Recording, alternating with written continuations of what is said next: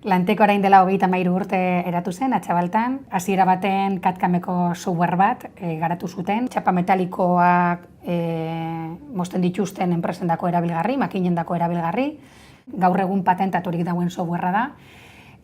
Geroxeago orain duela 10-15 urte Gasteizera etorri ginen, parke teknologikora, eta hemendik beste eratako soluzioak hasi ginen eskaintzen gure bezeroei. Adibidez ERP bat garatuz, MES bat garatuz, eta gaur egun makinak interkonektatzen eta fabrikazio adimenduetan bebai prozesuak eta prozedimentuak nolabait garatzen.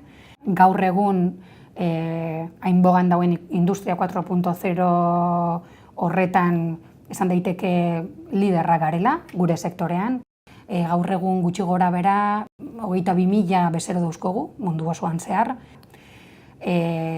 Mondragon Unibertsitatearekin nolabait erlazio desberdina ditugu. Azkenengo bolada honetan pertsonen talentuaren kudeaketa estrategikoaren masterrarekin elkarren lanean ibili gara.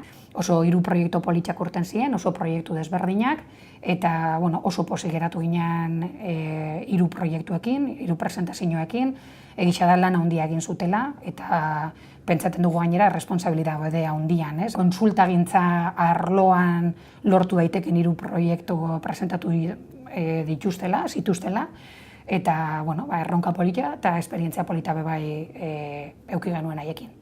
Etorkizunerako ziur gaude Lantek eta Mondragon Unibertsitateko erlazioa sakonduko dela, ziur nago, edozen arlotan, bai masterren aldetik, ala praktiken aldetik, baina oso esperientzia polita daukagu, oso erraz egiten dugu lan bixen artean, orduan ziur nago etorkizunerako gure erlazioa sendotuko dela eta aurreratuko dugula edozein erronka edozein proiektutan.